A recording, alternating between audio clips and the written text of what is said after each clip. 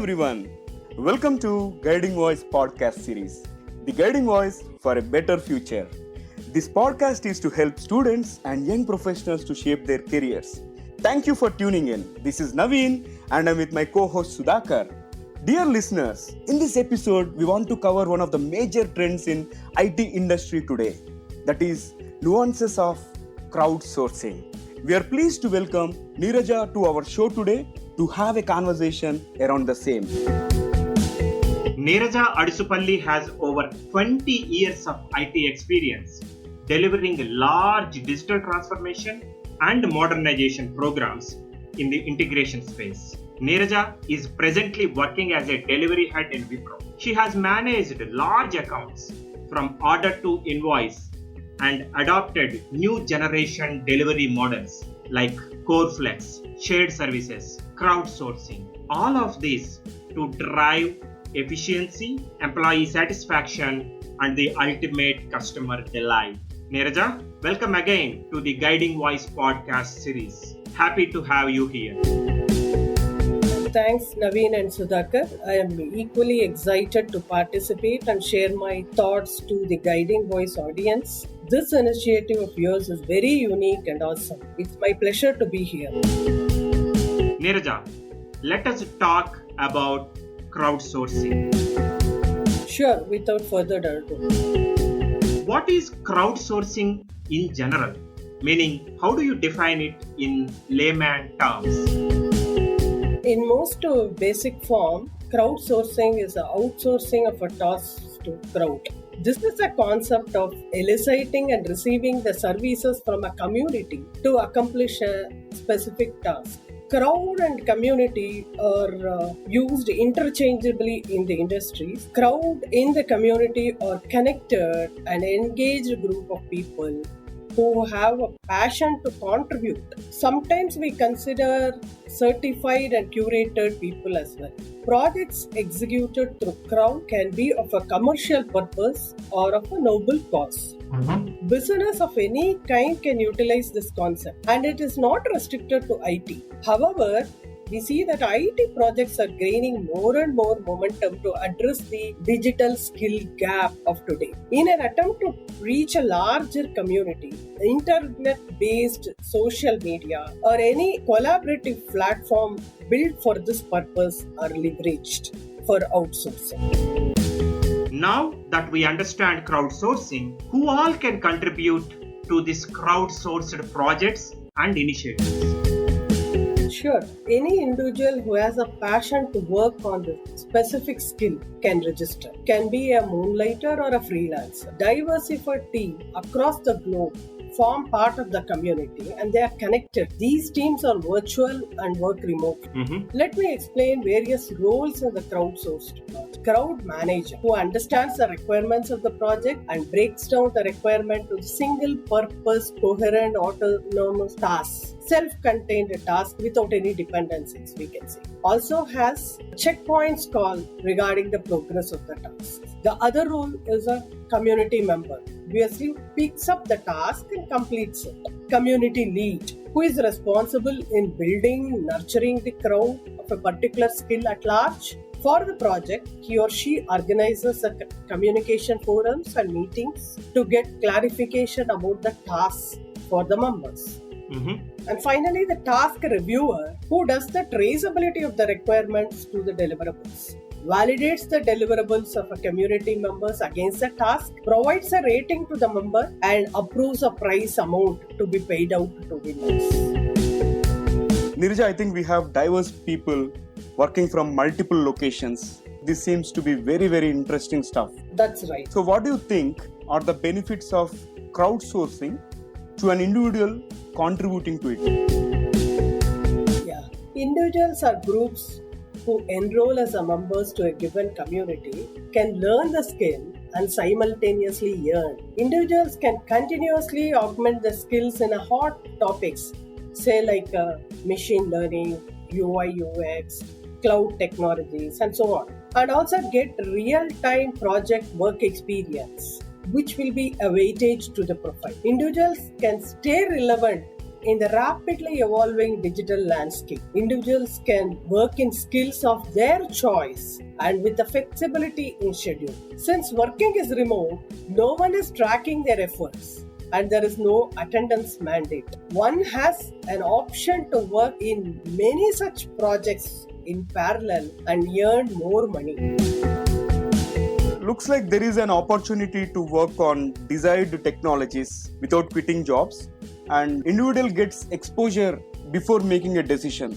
In fact, this seems to be a great opportunity indeed. Can you name some popular and successful products or projects that are built using this crowdsourcing concept? Yeah, sure. One of the best known example is a Wikipedia with integral contributions, research, writing and editing, as well as money coming from volunteers around the world. Another example is as old as Oxford Dictionary. The creators sent out a request to individuals to provide words and suggestions for the book. Then some of these were included in the work, thus making it a crowdsourcing project. Let's say you're an entrepreneur and want to seek out ideas for an ad for one of your products. There are actually two options. Either you pay to the ad agency and get the work done, or you can alternatively use crowdsourcing. In the crowdsourcing model, you post an offer on a portal telling that you will pay, say, for example, 25,000 rupees for an ad idea. And many people, the crowd, will see the offer, and everybody who wants to get the money will send out their ideas. In this approach, you will have hundreds of ideas, but you need to pay for the one that fits well. But if you have given it to an ad agency, they will give you 10 or 20 samples max to choose from. Also, you will be able to tap the best talent across the globe and be competitive in the market. That's a crux. Nirja, I see the businesses can get a lot of benefit out of this crowdsourcing, because talking about your idea itself, when someone posts an ad related to a particular work, here we have an option to get the solutions from diversified set of audience from different locations, different countries, and with different ideas. So this is very exciting. I'm sure businesses will start leveraging this option more and more in the future. Yeah, businesses can also get benefit from it. We also come across another term related to crowd, that is crowdfunding. Can you please share the differences between crowdsourcing and crowdfunding? Yeah. Both are for a different purpose. So, crowdfunding is the sourcing of funds or money from the crowd, whereas a crowdsourcing is sourcing of services, ideas, or information from the crowd. Let me start with the crowdfunding. Entrepreneur needs money to transform their ideas to reality. Instead of relying on the long and difficult process of securing loans, searching for grants, pitching for venture capitals, crowdfunding provides a platform to raise funds by launching an idea with an engaged community. Ideas are brought to life quickly. Backers of an idea can contribute money in exchange of reward, maybe a certain percentage of a company share. By this, creator can also validate their idea, gauge the size of the interested audience, gather insight from experts who might be potential customers. This also builds awareness of the concept more quickly and effectively, as interested members across the globe are already part of a community. Some of these platforms are Indiegogo, Kickstarter, to name a few. However, I am not endorsing any of this. Sure. Whereas in a crowdsourcing, knowledge, experience, and wisdom of individuals or groups are utilized to solve complex problems, or to seek innovative ideas, or to get a beta testing of a product to be released. Again, here some of the crowdsourcing platforms are Upwork, Kaggle, Topcoder. I have used Topcoder, and it is one of the best software design and development website which connects designers and developers in the field of data science, artificial intelligence, machine learning, and the likes. It's visited by 25,000 people every month. It's one of the popular crowdsourcing platforms. I think there are plenty of opportunities for folks today with regard to experimenting new technologies, and also if at all funding is required, they can rely on crowdfunding, and at the same time some of the platforms like Upwork, Kaggle, Topcoder. I wish I was born in this generation, Nirja. Yeah. What are the advantages of crowdsourced projects vis-a-vis traditional projects? Yeah, so I will call out few of the advantages. Increased scalability of a workforce. Crowdsourcing provides elastic scaling up and scaling down of workforce. This flexibility and agility are the top reasons businesses are very interested. So it also fills the skill gap, ability to tap best talent for ultra niche specialized skills that are scarce. Completely eliminating location dependencies of resources and focusing only on results. Speed. There is no limit of talent availability literally, and hence parallel iteration sprints can be executed. Reduced operational cost and increased profitability. Crowdsourcing offers a cheaper way to complete projects. When a group of people unite on cloud-enabled digital platforms to complete a task, business can bypass most of the costs associated with operations, like overhead cost of recruiting, maintaining bench, and paying employees a full salary, cost incurred in training employees to learn new skills, etc. I see a lot of advantages for the businesses and also the overall modality of these crowdsourced projects, getting location agnostic resources and having utmost focus on execution, cost efficiency, which I see are some of the major benefits of crowdsourcing projects.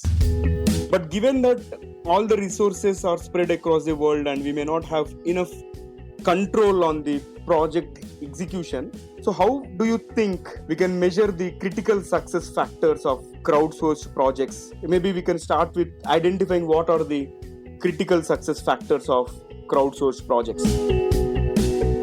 Yeah, some of the ingredients of success recipe are: number 1, breaking up the project into smaller pieces. Number 2, planning the campaign of those pieces. Number 3, launching the campaign to larger group of workers. Number 4, involving committed community. Number 5, enabling collaboration within community. If we do all this well, then we are sure to succeed.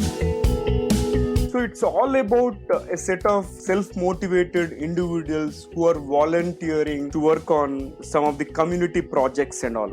Quite interesting. And do you see this trend catching up in near future? Yes, we can expect more work to be executed through crowd in coming days, making dedicated teams thin. Sensitive work can be kept within the dedicated team, while rest can be crowdsourced. We may see some roles in the organization vanishing to maximize this gig economy. This is actually both worker friendly and as well as a manager friendly. Current generation workers are more favorable to gig economy, where they can choose a skill and the time to work rather than full-time employment. We call it a safety. And IT managers and customers are clearly seeing the benefits of skill availability, speed, flexibility, and cost savings. However, the whole thing will work if the managers have the ability to execute the projects, get the work done through the remote resources, learn to identify, develop, and test small work items, assemble the pieces together, and deliver projects. Thank you, Nirja, for your valuable time and amazing thoughts. It was indeed a great conversation on this very interesting crowdsourcing. This will be very useful to our current generation listeners who want to experiment things on various technologies before committing for the long-term assignments. Thanks for having me in this session. I thoroughly enjoyed the discussion and will be happy for any further clarifications. I hope this will be useful for those who want to learn and yearn. I wish you all great success. Thank you. Thank you, Nirja. Appreciate your time. Thanks again. Dear listeners, to know more about our speaker and the content, visit or follow us on social media or feel free to email us and we will be happy to share further details with you. All right. So it brings us to the trivia segment of this episode. And today's trivia is about great companies.